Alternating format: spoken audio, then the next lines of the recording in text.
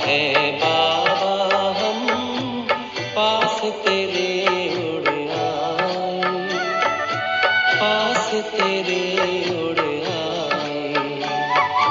जो पिंजरे से उड़कर पंछी नील गगन में जाए, पास तेरे उड़ आए। जी करता है बाबा हम पास तेरे उड़ आए, पास तेरे उड़ आए।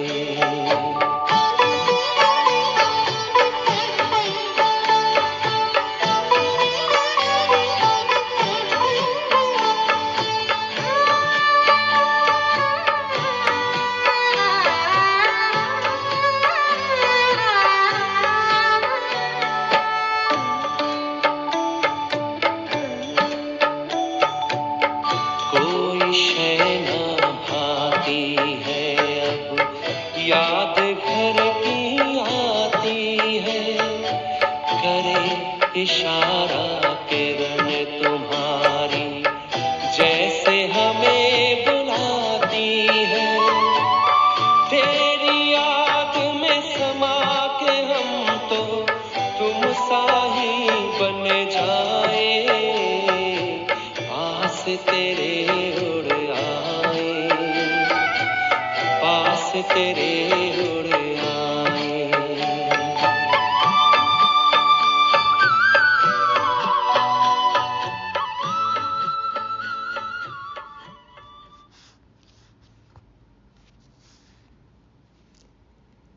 ओम शांति। सभी विशेष अंतर्मुखी समर्थ मस्तानों को सोमवार की godly morning. A man is known by the company he keeps. सत्संग तारे कुसंग मोरे। एक बाबा के अलावा सबका संग है कुसंग, और कुसंग का फल है माया का वार, संशय, और फिर होता है ब्राह्मण जीवन का विनाश। और हमें बनना है स्पिरिचुअल, देही अभिमानी। तो जी क्या करना चाहिए कि बस उड़ के बाबा के पास पहुंच जाएं, बाबा के संग ही रहना है। बाबा आज हमें कर्मों की गुह्य गति समझाते हैं। हमारा जीवन हमारे पूर्व जन्मों में किए गए कर्मों के परिणाम स्वरूप ही है। तो अब किसी से भी कोई शिकवा शिकायत नहीं। अब हमारा क्या कर्तव्य है? सभी को एवर हेल्दी एवर वेल्दी बनाने की युक्तियाँ बतानी हैं। नर से नारायण बनाने का धंधा करना है। परमत से कैसे बचें जानने के लिए सुनते हैं 14 अक्टूबर 2024 के परमात्मा महावाक्य। मीठे बच्चे, hear no evil, see no evil, talk no evil. बाबा ने कहा और जोड़ दो, think no evil, do no evil, think before you think. तो hear no evil, see no evil, talk no evil. क्यों? क्योंकि बाबा कहते यहाँ तुम सत्संग में बैठे हो, तुम्हें मायावी कुसंग में नहीं जाना है। कुसंग लगने से ही संशय के रूप में घुटके आते हैं। किसी ने कुछ कहा और बुद्धि घूम जाती है, निश्चय के बजाय संशय आ जाता है। सोशल मीडिया भरा पड़ा है एंटी ब्रह्मा कुमारी से। क्या होता है? मायावी कुसंग है। ये अलग से ग्रुप बना रखा है कि आपको छोड़ना है ये संस्था तो आ जाओ इस ग्रुप में, ये लिंक है, ये नंबर है। तो ये क्या है? मायावी कुसंग। इसलिए hear no evil, see no evil, talk no evil, do no evil, think no evil. प्रश्न है, इस समय किसी भी मनुष्य को स्पिरिचुअल नहीं कह सकते हैं। क्यों? उत्तर में बाबा कहते, क्योंकि सभी देह अभिमानी हैं। देह अभिमान वाले स्पिरिचुअल कैसे कहला सकते हैं? स्पिरिचुअल फादर तो एक ही निराकार बाप है जो तुम्हें भी देही अभिमानी बनने की शिक्षा देते हैं। सुप्रीम का टाइटल भी एक बाप को ही दे सकते हैं। बाप के सिवाय सुप्रीम कोई भी कहला नहीं सकते। सुप्रीम एक ही होता है, सुप्रीम कोर्ट एक ही है ना। बाबा कहते हैं कि देह अभिमान वाले स्पिरिचुअल कैसे कहला सकते हैं? स्पिरिचुअल फादर तो एक ही निराकार बाप है। सभी आत्माओं का बाप कौन है? निराकार शिव बाबा। इसलिए बाबा भी हमें देही अभिमानी बनने की शिक्षा देते हैं। तो किसी भी मनुष्य को सुप्रीम नहीं कह सकते, स्पिरिचुअल नहीं कह सकते। ओम शांति। बच्चे जब यहाँ बैठते हो तो जानते हो बाबा हमारा बाबा भी है, टीचर भी है और सतगुरु भी है। तीन की दरकार रहती है, पहले बाप, फिर पढ़ाने वाला टीचर और फिर पिछाड़ी में गुरु। यहाँ याद भी ऐसे करना है क्योंकि नई बात है ना। बेहद का बाप भी है, बेहद माना सबका। यहाँ जो भी आएंगे कहेंगे यह स्मृति में लाओ। इसमें किसको संशय हो तो हाथ उठाओ। यह वंडरफुल बात है ना। जन्म जन्मांतर कभी ऐसा कोई मिला होगा जिसको तुम बाप, टीचर, सतगुरु समझो, सो भी सुप्रीम। मिला था कभी कोई? कोई नहीं। तो बेहद का बाप, बेहद का टीचर, बेहद का सतगुरु, ऐसा कभी कोई मिला? सिवाय इस पुरुषोत्तम संगम युग के कभी मिल न सके। इसमें कोई को संशय हो तो हाथ उठावे। यहाँ सब निश्चय बुद्धि होकर बैठे हैं। मुख्य है ही यह तीन। बेहद का बाप नॉलेज भी बेहद की देते हैं। बेहद की नॉलेज तो यह एक ही है। हद की नॉलेज तो तुम अनेक पढ़ते आए हो। कोई वकील बनते हैं, कोई सर्जन बनते हैं, क्योंकि यहाँ तो डॉक्टर, जज, वकील आदि सब चाहिए ना। वहाँ तो दरकार नहीं। सतयुग में डॉक्टर नहीं, जज नहीं, वकील नहीं, ये सब होंगे ही नहीं, जरूरत ही नहीं है। वहाँ दुख की कोई बात ही नहीं। तो अब बाप बैठ बेहद की शिक्षा बच्चों को देते हैं। बेहद का बाप ही बेहद की शिक्षा देते हैं। फिर आधा कल्प कोई शिक्षा तुमको पढ़ने की नहीं है। एक ही बार शिक्षा मिलती है जो 21 जन्मों के लिए फलीभूत होती है, अर्थात उनका फल मिलता है। वहाँ तो डॉक्टर, बैरिस्टर, जज आदि होते नहीं। यह तो निश्चय है ना, बरोबर ऐसे है ना। वहाँ दुख होता नहीं, कर्म भोग होता नहीं। बाप कर्मों की गति बैठ समझाते हैं। वह गीता सुनाने वाले क्या ऐसे सुनाते हैं? बाप कहते हैं मैं तुम बच्चों को राजयोग सिखाता हूँ। उसमें तो लिख दिया है श्री कृष्ण भगवानुवाच, परंतु वह है दैवी गुणों वाला मनुष्य। शिव बाबा तो कोई नाम धरते नहीं, उनका दूसरा कोई नाम नहीं, सदाशिव। बाप कहते हैं मैं यह शरीर लोन लेता हूँ। यह शरीर रूपी मकान हमारा नहीं है, यह भी इनका मकान है। खिड़कियाँ आदि सब हैं। हाँ, ये आंखें क्या है? खिड़कियाँ है ना। तो बाप समझाते हैं मैं तुम्हारा बेहद का बाप, अर्थात सभी आत्माओं का बाप हूँ। पढ़ाता भी हूँ आत्माओं को। इनको कहा जाता है स्पिरिचुअल फादर, अर्थात रूहानी बाप। और कोई को भी रूहानी बाप नहीं कहेंगे। यहाँ तुम बच्चे जानते हो यह बेहद का बाप है। अब स्पिरिचुअल कॉन्फ्रेंस हो रही है। वास्तव में स्पिरिचुअल कॉन्फ्रेंस तो है ही नहीं, वह तो सच्चे स्पिरिचुअल है नहीं। आध्यात्मिक सभाएं करते हैं, आध्यात्मिक कॉन्फ्रेंस करते हैं। बाबा कहते हैं कि वो तो जानते ही नहीं है कि स्पिरिचुअल क्या है, स्पिरिचुअल फादर कौन है। तो फिर वो वास्तव में स्पिरिचुअल कॉन्फ्रेंस है नहीं, वह तो सच्चे स्पिरिचुअल है नहीं, देह अभिमानी हैं। बाप कहते हैं बच्चे देही अभिमानी भव। देह का अभिमान छोड़ो। ऐसे थोड़ी किसको कहेंगे? स्पिरिचुअल अक्षर अभी डालते हैं। आगे सिर्फ रिलीजियस कॉन्फ्रेंस कहते थे, धार्मिक सभाएं कहते थे। फिर सब कहने लगे धर्म जो है वो अलग अलग बांटता है सबको, तो फिर देखो आध्यात्मिक शब्द कहने लग गए, आध्यात्म। तो बाबा कहते हैं पहले तो रिलीजियस कॉन्फ्रेंस कहते थे, स्पिरिचुअल का कोई अर्थ नहीं समझते हैं। स्पिरिचुअल फादर अर्थात निराकारी फादर, तुम आत्माएं हो स्पिरिचुअल बच्चे। स्पिरिचुअल फादर आकर तुमको पढ़ाते हैं, यह समझ और कोई में हो न सके। बाप खुद बैठ बतलाते हैं कि मैं कौन हूँ। गीता में यह नहीं है। मैं तुमको बेहद की शिक्षा देता हूँ। इसमें वकील, जज, सर्जन आदि की दरकार नहीं, क्योंकि वहाँ तो एकदम सुख ही सुख है, दुख का नाम निशान नहीं होता। यहाँ फिर सुख का नाम निशान नहीं है। इसको कहा जाता है प्रायःलोक। सुख तो काग विष्टा समान है। अल्पकाल का सुख है, विनाशी है। जरा सा सुख है तो बेहद सुख की नॉलेज दे कैसे सकते।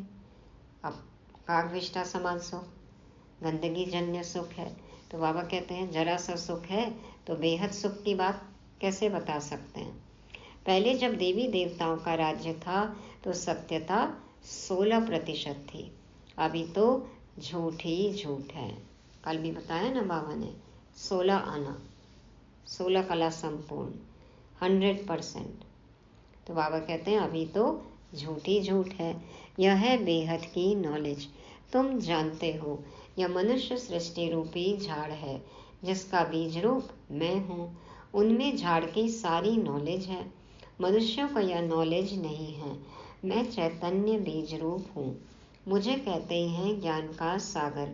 ज्ञान से सेकंड में गति सदगति होती है। 1 सेकंड में समझ में आ जाए मैं कौन, मेरा कौन। तो देखो गति सदगति। मैं हूँ सबका बाप। मुझे पहचानने से तुम बच्चों को वर्षा मिल जाता है, परंतु राजधानी है ना। स्वर्ग में भी मर्तबे तो नंबरवार बहुत हैं। बाप एक ही पढ़ाई पढ़ाते हैं, पढ़ने वाले तो नंबरवार ही होते हैं। इसमें फिर और कोई पढ़ाई की दरकार नहीं रहती। वहाँ कोई बीमार होता नहीं। पाई पैसे की कमाई के लिए पढ़ाई नहीं पढ़ते। तुम यहाँ से बेहद का वर्षा ले जाते हो। वहाँ यह मालूम नहीं पड़ेगा कि यह पद हमको कोई ने दिलाया है। कौन से जन्म में हमने क्या पुरुषार्थ किया ये याद ही नहीं होगा। यह तुम अभी समझते हो। हद की नॉलेज तो तुम पढ़ते आए हो। अब बेहद की नॉलेज पढ़ाने वाले को देख लिया, जान लिया। देख लिया, सबने अनुभव कर लिया, जान लिया, पहचान लिया। क्या जाने, जानते हो बाप बाप भी है, टीचर भी है, आकर हमको पढ़ाते हैं। सुप्रीम टीचर है, राजयोग सिखलाते हैं। सच्चा सतगुरु भी है। यह है बेहद का राजयोग। वह बैरिस्ट्री डॉक्टरी ही सिखलाएंगे, क्योंकि यह दुनिया ही दुख की है। वह सब है हद की पढ़ाई। यह है बेहद की पढ़ाई।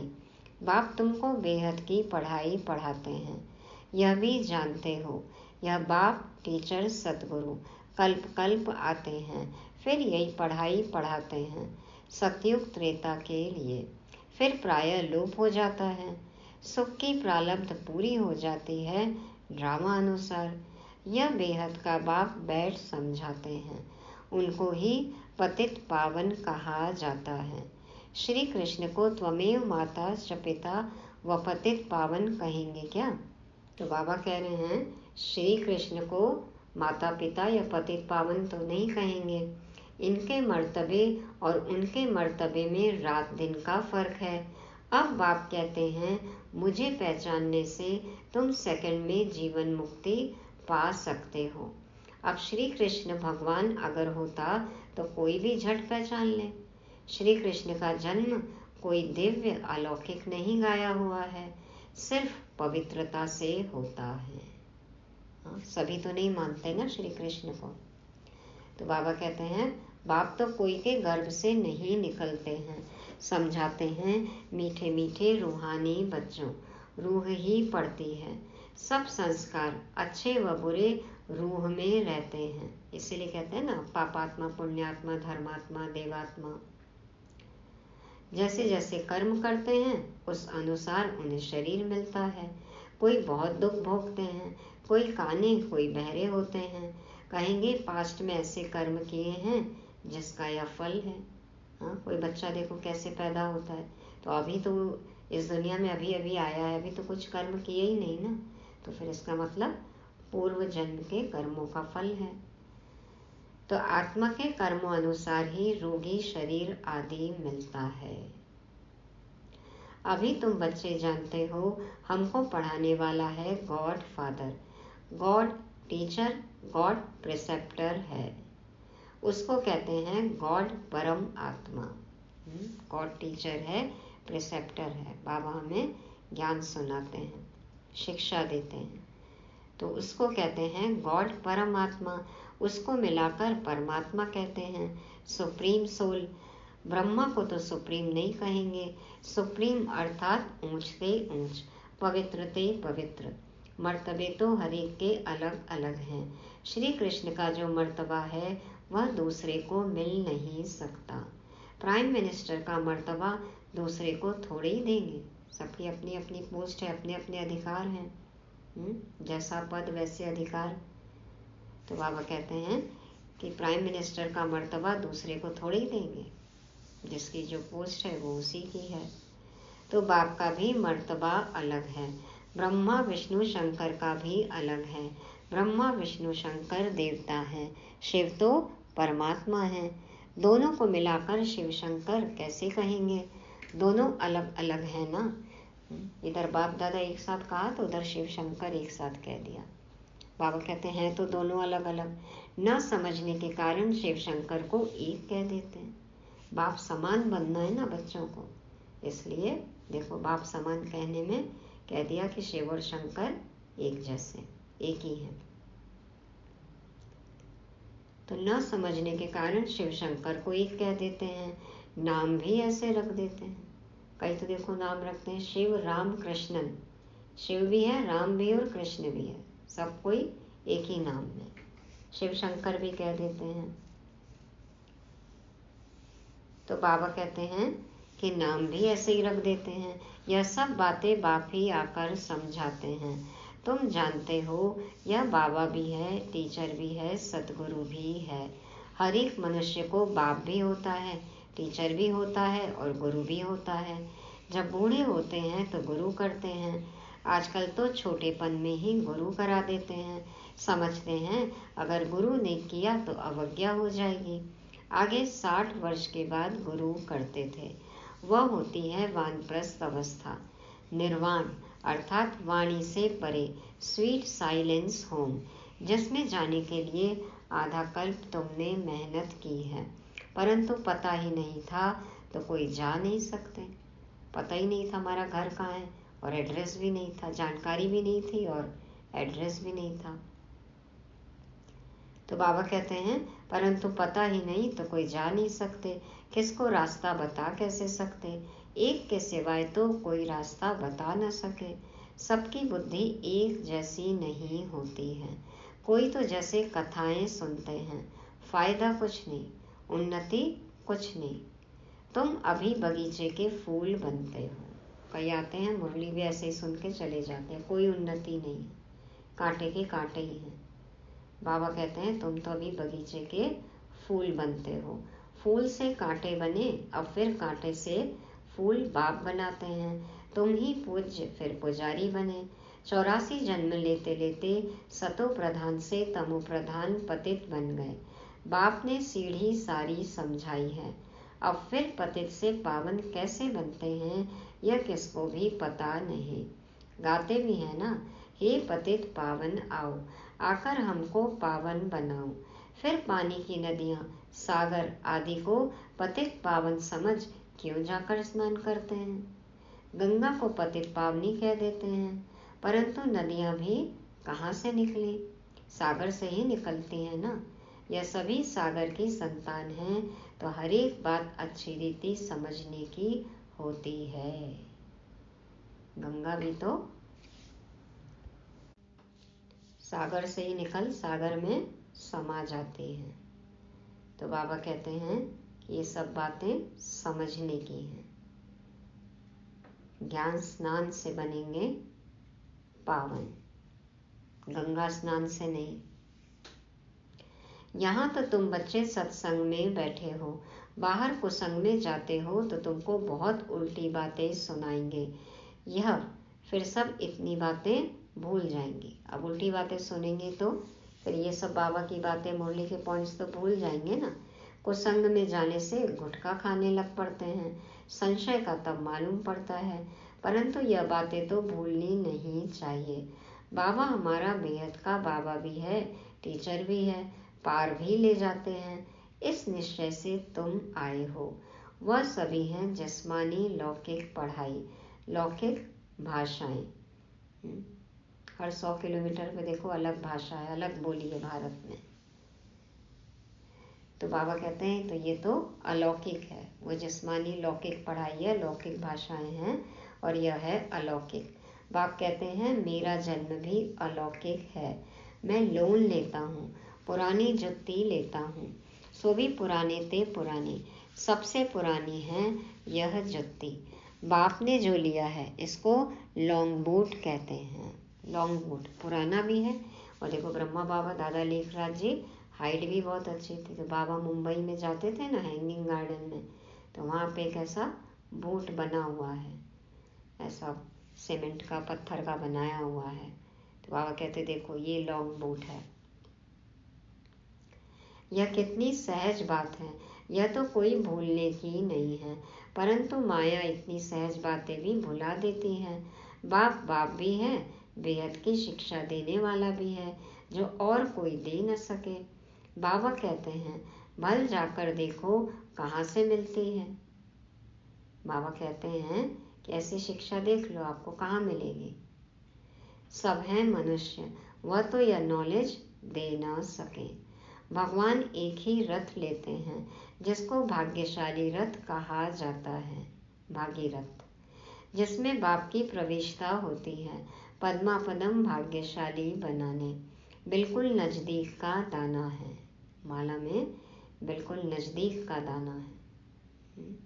माला में ऊपर क्या होता है, फूल होता है ना, और फिर युगल दाना होता है। तो मेरु शिखर, फूल दाना शिव बाबा, और युगल दाना ब्रह्मा और सरस्वती, बाबा और मम्मा। तो बाबा कहते बिल्कुल नजदीक का दाना है। ब्रह्मा सो विष्णु बनते हैं, शिव बाबा इनको भी बनाते हैं, तुमको भी इन द्वारा विश्व का मालिक बनाते हैं। विष्णु की पूरी स्थापन होती है, इसको कहा जाता है राजयोग, राजाई स्थापन करने लिए। अभी यहाँ सुन तो सब रहे हैं, परंतु बाबा जानते हैं बहुतों के कानों से बह जाता है। कोई धारण कर और सुना सकते हैं। कोई तो सुन के एक कान से सुनते और उसी कान से निकाल भी देते हैं, दूसरे कान तक जाए तो फिर थोड़ा सा ऊपर बीच में भी चला जाए बुद्धि में, लेकिन नहीं, जिस कान से सुनते उसी कान से बाहर। तो बाबा कहते हैं जैसे कि कानों से बह जाता है। कोई तो धारण कर और सुना सकते हैं, उनको कहा जाता है महारथी। सुनकर फिर धारण करते हैं, औरों को भी रुचि से समझाते हैं। महारथी समझाने वाला होगा तो झट समझेंगे। घोड़े सवार से कम, प्यादे से और भी कम। यह तो बाप जानते हैं कौन महारथी हैं, कौन घुड़सवार हैं। अब इसमें मूंझने की तो बात ही नहीं, परंतु बाबा देखते रहते हैं बच्चे मूंझते हैं फिर झुटके खाते रहते हैं। मूंझते हैं फिर आना जाना लगा रहता है। आंखें बंद कर बैठते हैं। कमाई में कभी घुटका आता है क्या? झुटका खाते रहेंगे तो फिर धारणा कैसे होगी? अब नींद के भी झटके आएंगे, झुटका खाएंगे, गुटखा खाएंगे, संशय बुद्धि होंगे, मूंझेंगे, तो फिर धारणा कैसे होगी? उबासी से बाबा समझ जाते हैं यह थका हुआ है।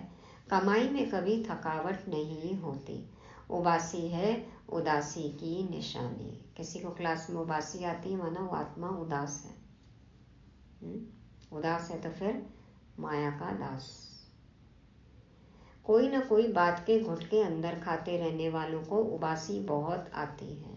कुछ कुछ मन में चल रहा है ना, तो बाबा कहते इधर उधर देखते रहते हैं, गुटके खाएंगे, झटके लेंगे, उबासी लेंगे। अभी तुम बाप के घर में बैठे हो तो परिवार भी है, टीचर भी बनते हैं, गुरु भी बनते हैं, रास्ता बताने के लिए। मास्टर गुरु कहा जाता है, तो अब बाप का राइट हैंड बनना चाहिए ना, जो बहुतों का कल्याण कर सकते हैं। धंधे सभी में है नुकसान, बिगर धंधे नर से नारायण बनने के।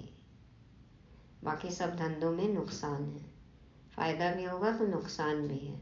और ये धंधा करें, औरों को नर से नारायण बनाएं, तो फिर तो फायदा ही फायदा है। सभी की कमाई खत्म हो जाती है। धंधे सभी में है नुकसान, बिगर धंधे नर से नारायण बनने के। सिर्फ एक ये धंधे को छोड़ के बाकी सब में नुकसान है। सभी की कमाई जो करते हैं वो खत्म हो जाती है। नर से नारायण बनने का धंधा बाप ही सिखलाते हैं, तो फिर कौन सी पढ़ाई पढ़नी चाहिए। जिसके पास धन बहुत है वह समझते हैं स्वर्ग तो यहाँ ही है।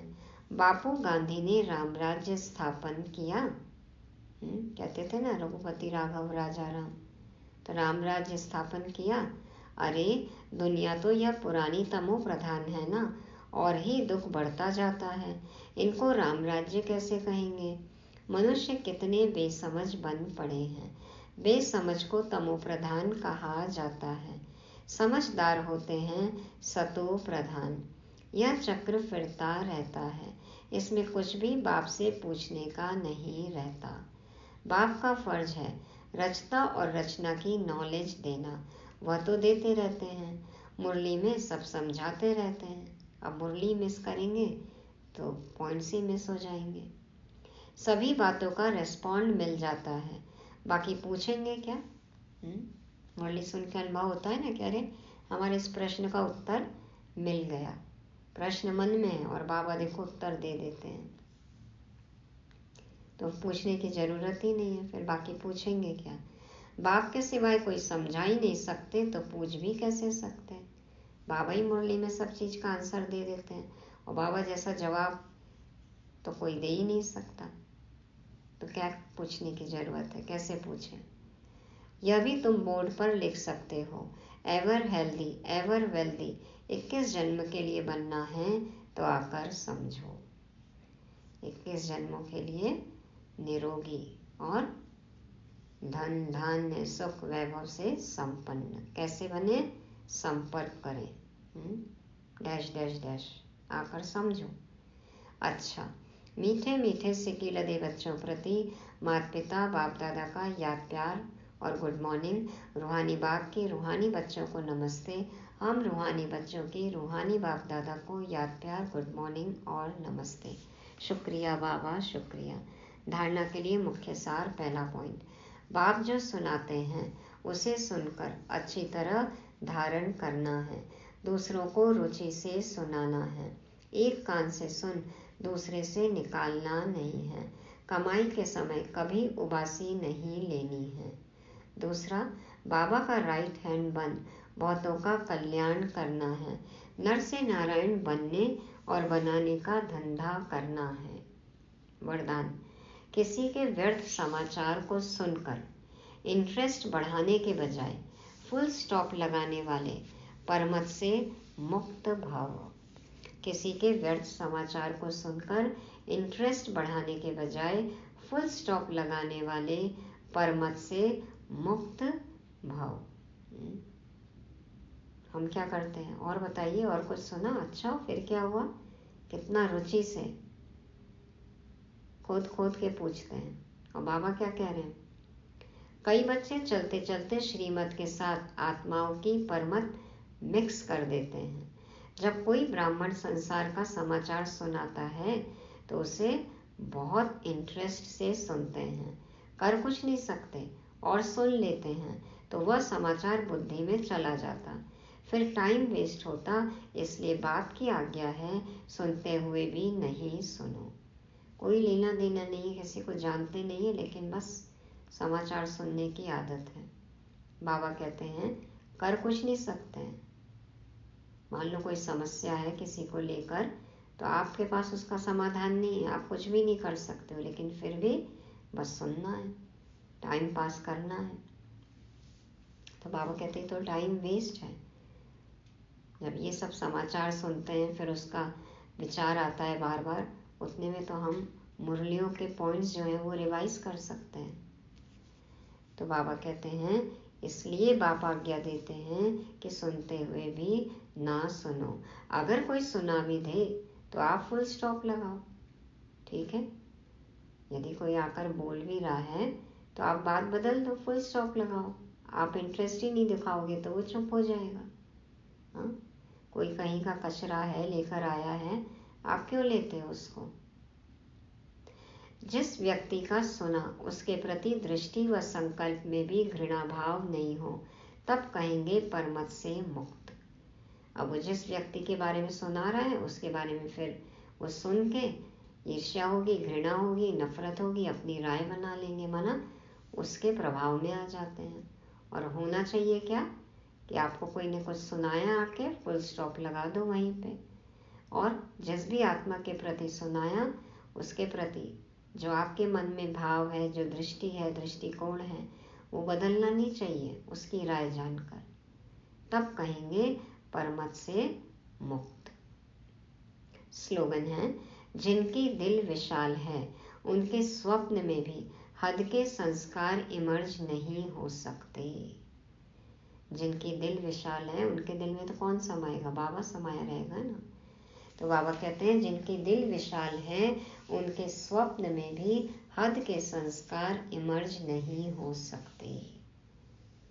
तो देह अभिमान के कोई भी संस्कार नहीं, पतित पने के कोई भी संस्कार नहीं, पुराने जीवन के कोई भी आसुरी स्वभाव संस्कार नहीं। ऐसे विशाल दिल वाला हमें बनना है। तो आज की मुरली से 5 शब्द लेते हैं। पहला स्पिरिचुअल, हाँ, देही अभिमानी, स्पिरिचुअल देही अभिमानी। दूसरा सत्संग, सिर्फ एक सत्य बाप के संग ही रहना है। तीसरा कर्म प्रमाण फल, याद रहे जैसा हमारा कर्म होगा उसके अनुरूप ही हमें फल मिलेगा। चौथा परमत मुक्त, परमत मुक्त बनना है। और 5वां विशाल दिल। ओम शांति।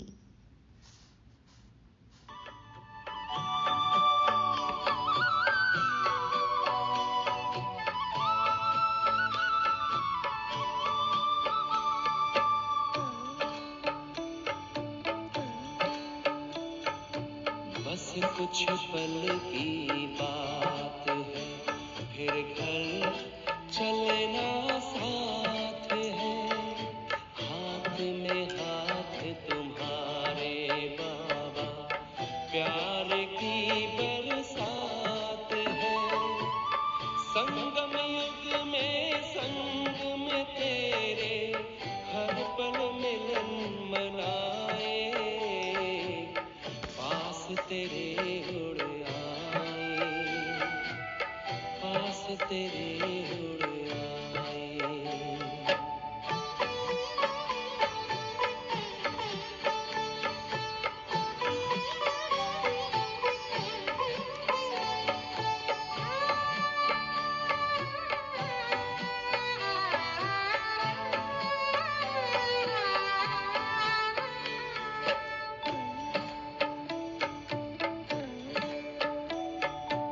अंबर से भी पार